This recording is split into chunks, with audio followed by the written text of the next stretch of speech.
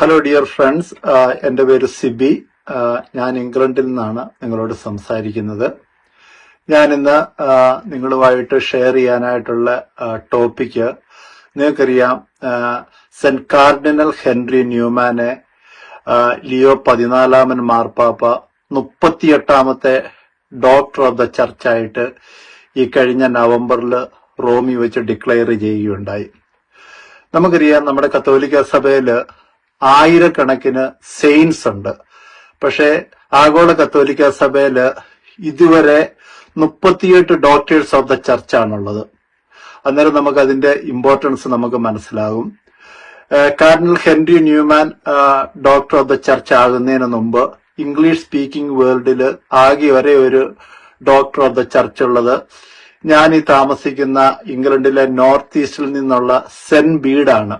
Saint ബീഡിനെ പറയുന്നത് venerable Bede എന്നാണ് പറയുന്നത്. സെന്റ് ബീഡ് വളരെ പവർഫുൾ ആയിട്ടുള്ള ഒരു സെയിന്റ് ആണ്. അങ്ങനെയാണ് ഡോക്ടർ ഓഫ് ദ ചർച്ച് ആകുന്നത്.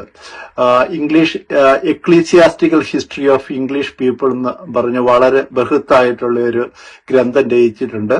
അതുകൂടാതെ ഒത്തിരിയേറെ കാര്യങ്ങൾ ബീഡ് ചെയ്തിട്ടുണ്ട്. നമ്മൾ ഇന്ന് ഈസ്റ്റർ ആഘോഷിക്കുന്ന ആ ഡേറ്റ് ബീഡാണത് ഫൈനലി അത് കാൽക്കുലേറ്റ് ചെയ്ത് കണ്ടുപിടിച്ചത്. അതുകൂടാതെ ബൈബിളിനെ പഴയ നിയമം പുതിയ നിയമം നല്ല രീതിയിൽ വ്യാഖ്യാനം കൊടുത്തിട്ടുള്ളത് ബീഡാണ്. ഇന്നും ബീഡിന്റെ വ്യാഖ്യാനങ്ങളാണ് പലരും യൂസ് ചെയ്യുന്നത്. അതുകൂടാതെ ബീഡ് എന്റെ വീട്ടിൽ നിന്നൊരു 10 മൈൽ അകലെയാണ് ബീഡിനെ കബറടക്കിയിരിക്കുന്നത്. ഡെറൻ കത്തീഡ്രലിലാണ് ബീഡിന്റെ ശവക്കല്ലറ സ്ഥിതി ചെയ്യുന്നത്. ഞാനിപ്പോൾ ന്യൂമാനിലേക്ക് തന്നെ തിരികെ പോവുകയാണ്. നമുക്കറിയാം, ഇന്ന് നമുക്ക് ന്യൂമാനെ കുറിച്ച് നമ്മുടെ നാട്ടില് വളരെ അത്ര പരിചയമില്ല. ഇന്ന് നമ്മൾ മലയാളം കുർബാനയൊക്കെ കാണുന്നുണ്ടെങ്കിൽ അതിന്റെ പുറകില് ന്യൂമാന്റെ ഒരു സ്വാധീനം ഉണ്ടെന്നുള്ള കാര്യത്തിൽ ഒരു സംശയവുമില്ല. 2ാം വത്തിക്കാൻ കൗൺസിലിന്റെ പുറകിലെ ഒരു ഇന്റലക്ച്വൽ ആയിട്ടുള്ള ഒരു പലരും ഉണ്ടെങ്കിലും ന്യൂമാനാണ് അതിനെ ഏറ്റവും കൂടുതൽ സ്വാധീനിച്ചത്. കാരണം ഇവിടെയുള്ള തിയോളജിയൻസ് പറയുന്നത് the dead participant in 2ാം Vatican council എന്നാണ് പറയുന്നത്. അന്നേരം ന്യൂമാന്റെ ഇൻഫ്ലുവൻസ് നിങ്ങൾക്ക് ഊഹിക്കാവുന്നതേ ഉള്ളൂ. അതുകൂടാതെ ഇന്ന് കത്തോലിക്ക സഭയില്, ഇന്ന് ഇംഗ്ലണ്ടില് ഞങ്ങളൊക്കെ ഇവിടെ വിശ്വാസത്തിലൂടെ ജീവിക്കുന്നുണ്ടെങ്കിൽ ന്യൂമാന്റെ ഒരു കോൺട്രിബ്യൂഷനാണ് ഇന്ന് വിശ്വാസം ഈ രാജ്യത്ത് ശക്തമായിട്ട് നിലനിൽക്കാനായിട്ട് കാരണമായത്. നമുക്കറിയാം, റിഫർമേഷന് ശേഷം കാർഡിനൽ വില്യം അലനെ പോലെയുള്ളവരുടെ പ്രവർത്തനത്തിന്റെ ഫലമായിട്ട് കാത്തലിക് ഫെയ്ത്ത് ഇവിടെ നിലനിന്നെങ്കിലും ആ ഫെയ്ത്ത് നിലനിന്നിരുന്നത് റിക്യുസന്റ് ഫാമിലീസിന്റെ ഇടയിൽ മാത്രമായിരുന്നു. അതായത് കുർബാനയ്ക്ക് നമ്മുടെ കുർബാന ചെല്ലുന്നതിന് പ്രത്യേക ഫീസൊക്കെ അടച്ച് വളരെ തീക്ഷ്ണമതികളായിട്ടുള്ള റിച്ച് ആയിട്ടുള്ള ഏതാനും ചുരുക്കം ചിലരുടെ ഇടയിൽ മാത്രമായിരുന്നു ഫെയ്ത്ത് നിലനിന്നിരുന്നത്. എന്നാലും ന്യൂമാൻ കത്തോലിക്ക സഭയിലോട്ട് വന്നു കഴിഞ്ഞപ്പോഴത്തേനും ഭയങ്കരമായ ഒരു മുന്നേറ്റമാണ് ഇവിടെ ഉണ്ടായത്. കാരണം ന്യൂമാന്റെ വരവോടുകൂടി ഇവിടെ ഒരു ഇന്റലക്ച്വൽ ആയിട്ടുള്ള ലോയേഴ്സ്, ടീച്ചേഴ്സ്, അതുപോലെ ചർച്ച് ഓഫ് ഇംഗ്ലണ്ടിൽ നിന്ന് ഒത്തിരി വൈദികര്, അങ്ങനെ ഒരു എക്സോഡസ് ഓഫ് പീപ്പിള് കാത്തലിക് ചർച്ചിലോട്ട് വന്നു. അതോടൊപ്പം തന്നെ നമുക്കറിയാം, ഒരു പൊട്ടറ്റോ ഫാമിനുമായിട്ട് ബന്ധപ്പെട്ട് അയർലൻഡിൽ നിന്ന് ഒത്തിരിയേറെ ആൾക്കാർ വന്നു. ന്യൂമാൻ കാത്തലിക് ചർച്ചിലോട്ട് വന്നതിന് ശേഷം ശക്തമായ രീതിയിൽ ഒരു കത്തോലിക്ക സഭ ഇംഗ്ലണ്ടിൽ ഒരു തിരിച്ചുവരവ് നടത്തുകയുണ്ടായി. അന്നേരം ഇതിന്റെ എല്ലാം പുറകില് ന്യൂമാന്റെ ഒത്തിരിയേറെ കഠിനാധ്വാനമുണ്ട്. ന്യൂമാൻ 1801 ലണ്ടനിലാണ് ജനിച്ചത്. ന്യൂമാനെ കുറിച്ച് പറയുമ്പോൾ എല്ലാവരും ഓക്സ്ഫോർഡ്, കേംബ്രിഡ്ജ് ഒക്കെ ആണെങ്കിലും ന്യൂമാൻ ജനിച്ചത് ഒരു ലണ്ടനറായിട്ട് തന്നെയാണ് 1801. 1845 ന്യൂമാൻ കാത്തലിക് ചർച്ചിലോട്ട് വന്നു. 1890 ന്യൂമാൻ മരിച്ചു.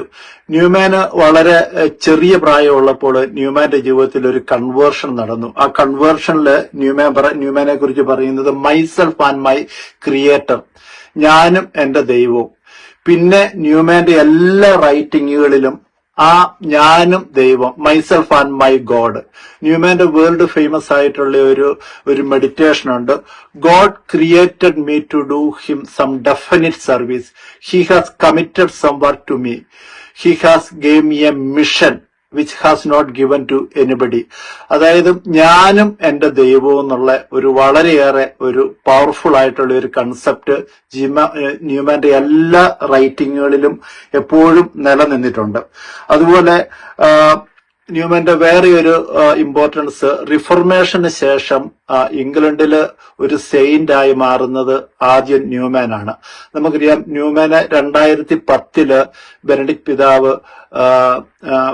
പിതാവ് ഇവിടെ വന്നാണ് ന്യൂമാന്റെ ബിയാറ്റിഫിക്കേഷൻസിന്റെ കാര്യങ്ങൾ ചെയ്യുന്നത്. അതിനുശേഷം 2019 പോപ്പ് ഫ്രാൻസിസ് സെയിന്റ് ആയിട്ട് ഡിക്ലെയർ ചെയ്യുകയാണ്. കാരണം ന്യൂമാന്റെ ഏറ്റവും പ്രധാനപ്പെട്ട നമ്മളൊക്കെ ശ്രദ്ധിക്കേണ്ട ഒരു കാര്യം എന്താണെന്ന് ചോദിച്ചിട്ടുണ്ടെങ്കിൽ, ന്യൂമാൻ ലൈറ്റിക്ക് വേണ്ടി ഏറ്റവും കൂടുതൽ വാദിക്കുകയും ഹാർഡ് വർക്ക് ചെയ്യുകയും ചെയ്ത ഒരാളായിരുന്നു. നമ്മൾ ഇന്ന് കാണുന്ന ഒരു പ്രവണതയാണ്, ഇന്ന് സഭയിലെ പല കാര്യങ്ങളും നടത്തുമ്പോൾ നമ്മൾ സഭയും വൈദികരെയും മെത്രാന്മാരെയും ഒക്കെ നമ്മൾ വിമർശിക്കുന്നുണ്ട്. ചില കാര്യങ്ങളിൽ നമുക്ക് വിമർശിക്കാൻ റൈറ്റ് ഉണ്ടെങ്കിൽ പോലും ന്യൂമാന്റെ മനസ്സിലുള്ള ഒരു ആഗ്രഹം intelligent and well instructed laity, അതായത് നമ്മുടെ കത്തോലിക്ക സഭയെക്കുറിച്ചും സെയിൻസിനെ കുറിച്ചും ചർച്ച് ഫാദേഴ്സിനെ കുറിച്ചും ഡോഗ്മാസിനെ കുറിച്ചും ഒക്കെ കഠിനാധ്വാനം ചെയ്ത് പഠിച്ച് ഇന്റലക്ച്വൽ ആയിട്ട് ഏത് എത്തീസ്റ്റ് ആയിട്ടുള്ള ഒരു ചോദ്യങ്ങൾ ചോദിച്ചാലും അതിന് മറുപടി പറയത്തക്ക രീതിയിലുള്ള ഒരു ലൈറ്റിക്ക് വേണ്ടിയായിരുന്നു ന്യൂമാൻ ഏറ്റവും കൂടുതൽ വാദിച്ചത്. അതുപോലെ ന്യൂമാന്റെ ഒരു വലിയൊരു ആർട്ടിക്കിൾ ഉണ്ട്, on consulting faithful in matters of doctrine. Rambler എന്ന് പറഞ്ഞ ഒരു മാഗസിനിൽ ന്യൂമാൻ എഴുതിയ ഒരു കോൺട്രവേഴ്ഷ്യൽ ആയിട്ടുള്ള ഒരു ആർട്ടിക്കിൾ ആണ് on consulting faithful in matters of faithful in matters of doctrine. ആ ഒരു ആർട്ടിക്കിൾ ഒത്തിരിയേറെ കോൺട്രവേഴ്സറി സൃഷ്ടിച്ചു. അതിന്റെ പേരിൽ ന്യൂമാൻ അതിന്റെ പൊസിഷനിൽ നിന്ന് രാജിവെച്ചിട്ട് മാറിപ്പോകേണ്ടി വരികയാണ് ചെയ്തത്. പിന്നെ നിങ്ങൾക്കറിയാം, ന്യൂമാൻ കാർഡിനൽ ആകുമ്പോൾ ന്യൂമാന്റെ ഒരു മോട്ടോ കോർ അറ്റ് കോർ ലൊക്കിറ്റർ, heart speaks and to heart. എപ്പോഴും ന്യൂമാന്റെ എല്ലാ റൈറ്റിങ്ങുകളിലും എല്ലാത്തിലും നിലനിന്നിരുന്ന ഒരു കാര്യം, ഹൃദയത്തില് ക്രിസ്തുവിനുള്ള സ്ഥാനമാണ്.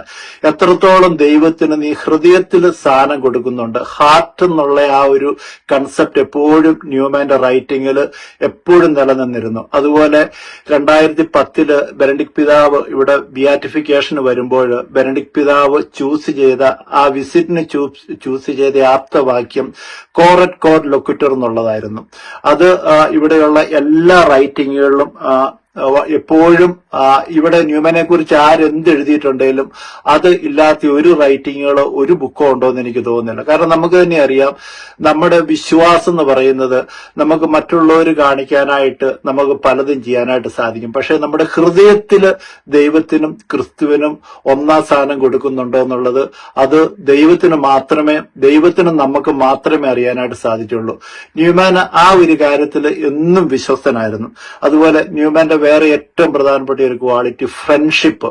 അതായത് ന്യൂമാൻ ആംഗ്ലിക്കൻ സഭയിൽ നിന്ന് വന്ന് നമ്മുടെ ആംഗ്ലിക്കൻ സഭയിൽ നിന്ന് ഇവിടെ വന്നതിന് ശേഷം ന്യൂമാന്റെ ആദ്യകാലത്തുണ്ടായിരുന്ന ഫ്രണ്ട്സും ഒക്കെ ആയിട്ട് വളരെയേറെ നല്ല ബന്ധം പുലർത്തിയിരുന്നു. അതുകൂടാതെ ന്യൂമാന്റെ റൂമില് ന്യൂമാന്റെ മരിച്ചുപോയ എല്ലാ ഫ്രണ്ട്സിന്റെയും ഫോട്ടോസ് ന്യൂമാൻ ഫ്രെയിം ചെയ്ത് വെച്ചിരുന്നു. ന്യൂമാൻ എല്ലാ ദിവസവും അവർക്ക് വേണ്ടി പ്രാർത്ഥിക്കുമായിരുന്നു. അതുകൂടാതെ ന്യൂമാന്റെ മരണശേഷം ന്യൂമാന്റെ ഒരു ഫ്രണ്ടിന്റെ കല്ലറയിൽ ആയിരുന്നു ന്യൂമാനെ അടക്കണമെന്ന് ന്യൂമാൻ ആവശ്യപ്പെട്ടത്. എനിക്ക് തോന്നുന്നു അംബ്രോസ് എന്നായിരുന്നു തോന്നുന്നു ആ ഫ്രണ്ടിന്റെ പേര്. അങ്ങനെ ന്യൂമാന്റെ ആഗ്രഹപ്രകാരം ന്യൂമാനെ അവിടെയായിരുന്നു അടക്കിയത്.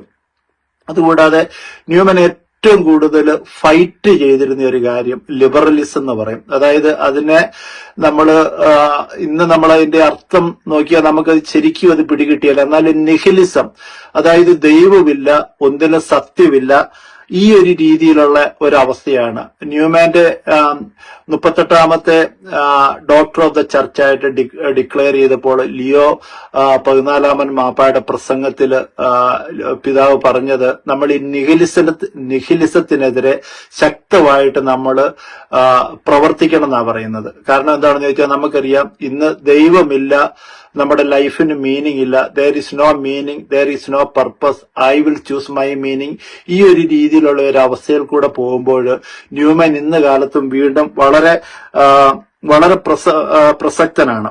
അതുകൂടാതെ ന്യൂമാന്റെ കല്ലറയില് ന്യൂമാന്റെ ആവശ്യപ്രകാരം എഴുതി വെച്ചിരിക്കുന്നത് from the shadows and images into the truth. അതായത് ന്യൂമാൻ ലൈഫ് മുഴുവൻ ന്യൂമാൻ ഫൈറ്റ് ചെയ്തത് ട്രൂത്ത്, സത്യത്തിന് വേണ്ടിയാണ്. ന്യൂമാൻ ചർച്ച് ഓഫ് ഇംഗ്ലണ്ടിൽ നിന്ന് കാത്തലിക് ചർച്ചിലോട്ട് വന്നപ്പോൾ ന്യൂമാൻ ഒത്തിരിയേറെ വില കൊടുക്കേണ്ടി വന്നു. അതിനെക്കുറിച്ച് ഇവിടെയുള്ള ബുക്കുകളിലൊക്കെ എഴുതിയത് ഞാൻ നിങ്ങളോടൊന്ന് വായിച്ചു കേൾപ്പിക്കുക. ഇംഗ്ലീഷിലാണ്. When he came to Catholic Church, Catholic told a Protestant minister came to us. They were very suspicious from both sides. He was condemned as a traitor. അതായത് ഒരു ചതിയനായിട്ടാണ് കണക്കാക്കിയിരുന്നത്. In every part of the country, in newspaper, in periodicals, in all meetings, in pulpit, of dining tables, coffee room, everybody criticised him. He lost everything he loved. He lost Oxford. He couldn't be an Oxford professor. Lost his position in English-speaking society. He's lost everything because he follows the truth. വർഷങ്ങളോളം Newman കത്തോലിക്ക സഭയിലോട്ട് വന്നെങ്കിലും വളരെ suspicious ആയിട്ടായിരുന്നു ന്യൂമാനെ Catholic church treat ചെയ്തത്. ന്യൂമാന്റെ നേതൃത്വത്തിൽ ഒരു university ഡബിളിൽ start ചെയ്തു.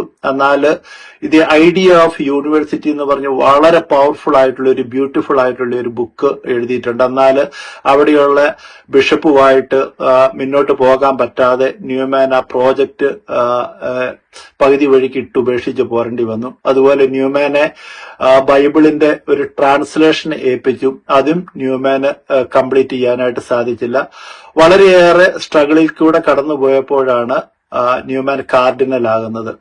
നമ്മൾ ന്യൂമാനെ കുറിച്ച് പറയുമ്പോൾ നമുക്കറിയാം കാത്തലിക് ചർച്ച് ഇന്ന് നേരിടുന്ന പ്രതിസന്ധികള് നമുക്കതിൻ്റെ അകത്ത് കൂടുതലായിട്ട് പഠിക്കാനും കൂടുതലായിട്ട് ദൈവം നമുക്ക് നൽകിയിരിക്കുന്ന ഇന്റലിജൻസ്, ബുദ്ധിയും ശക്തിയും ഉപയോഗിച്ച് കൂടുതലായിട്ട് പഠിക്കാനും സത്യത്തിനു വേണ്ടി ഒരു അന്വേഷണം നടത്താനും ഹൃദയത്തിൽ നിന്നുള്ള ഒരു വിശ്വാസം, മറ്റുള്ളവർ കാണുന്നത് നോക്കാതെ ഹൃദയത്തിൽ നമ്മൾ ദൈവത്തിന് ഒന്നാം സ്ഥാനം കൊടുക്കുന്നുണ്ടോ, ഈ കാര്യങ്ങളെക്കുറിച്ചൊക്കെ നമ്മളെ ന്യൂമാൻ ചലഞ്ച് ചെയ്യുന്നുണ്ടെന്നുള്ള കാര്യത്തിൽ ഒരു സംശയവുമില്ല. നമുക്ക് പരിശ്രമിക്കാം, പ്രാർത്ഥിക്കാം.